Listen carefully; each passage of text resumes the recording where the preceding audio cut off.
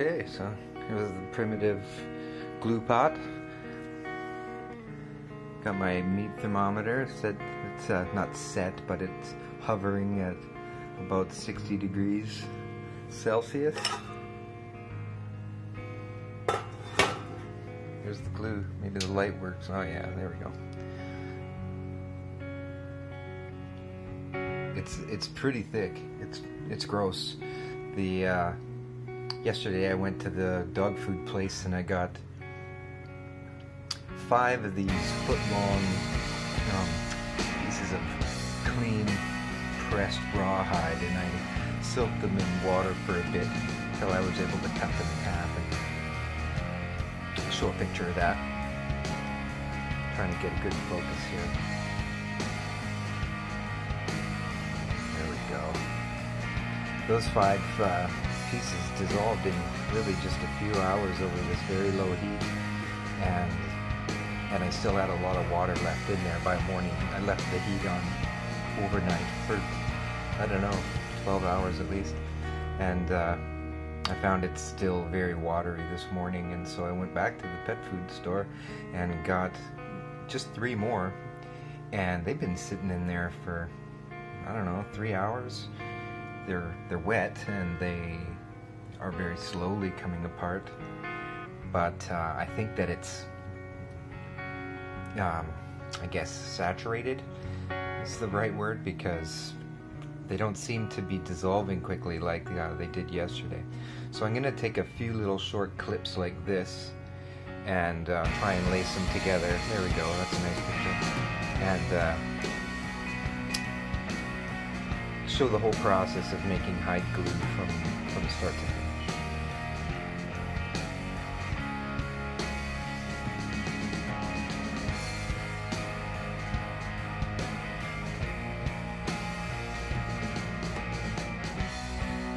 But just to give an idea how sticky this stuff already is and how it kind of works. There. You can really see those little strings.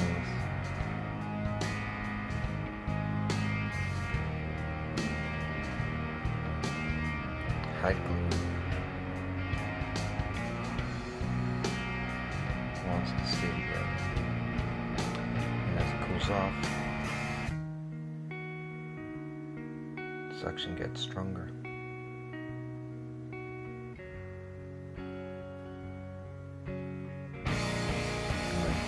Fingers are relaxed.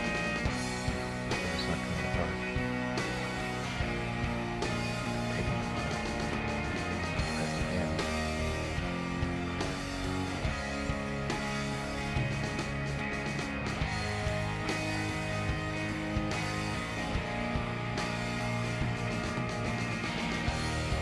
You see, still got a ways to go.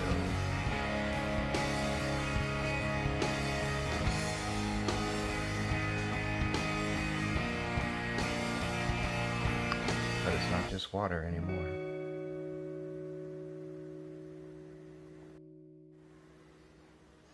This is just a second later. You know, it's completely relaxed. Those are stuck together. It's actually fighting me. Spilled a drop there. I think I'm gonna leave it there. God, I wish I could get a good picture. It's probably too close to the element to gel up, but it'll be a good experiment.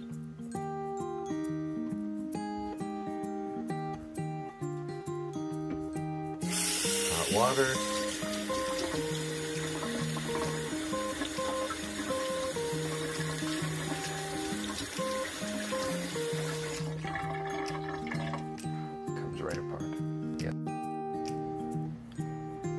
Okay, it's a few hours later, and you can see the skin forming on top there. This thing really wants to gelatinize. You can see that little drop there has shed a lot of moisture, started to shrink. I'm finding that the meat thermometer wants to go to 150 and above, even though I've got the stove turned, you know, as low as possible, below low.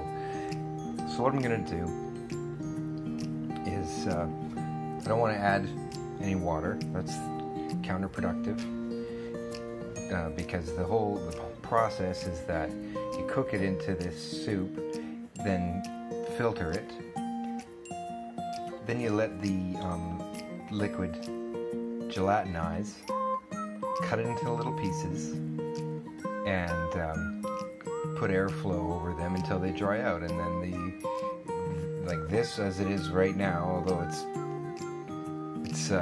goopy and it's full of shrapnel, it's glue, and I could glue pieces of wood together with it.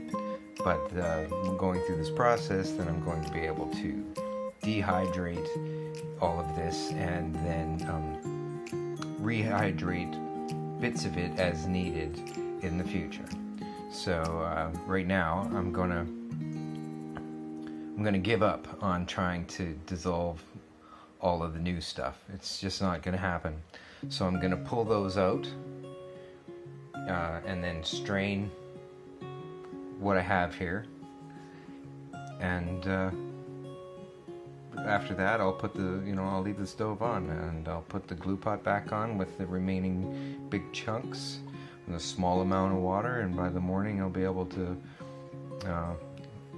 strain and filter that. Got a little ahead of myself there and started to pour it. The light's not as good over here. Here's what I pulled out. There's quite a lot. It's more than I expected. There's some slop. It seemed fatty, so I just discarded it. Look at that. Like, that's still, there's just a ton of glue waiting to happen there. Here I've poured this through a shirt. It's not going very fast. Ran out of cheesecloth. Yeah, it just wasn't going through this shirt, so I got rid of it. Yeah, I'll bring it over under the better light.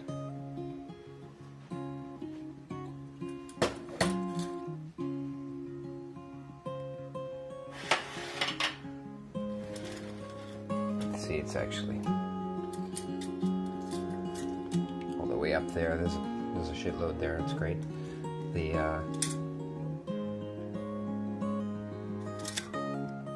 stuff that's left in here, I'm just gonna get rid of it. It seems like it's fatty stuff and not really what we're looking for. We're looking for the collagen proteins that really are the glue. They are what forms the strands when the glue gelatinizes, those protein strands that shrink and pull the pieces of wood or whatever together. And that's what makes hide glue one of its great properties. This protein's not found in the fats, so I don't need to cook them back in again. What I'm gonna do now is put all of that, a lot, back in the pot and just do this again.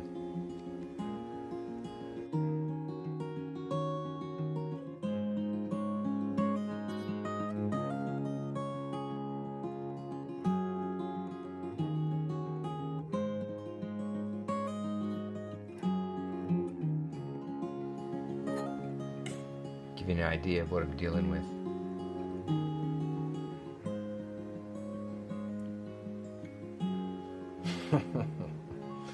Doesn't smell as bad as I expected it to.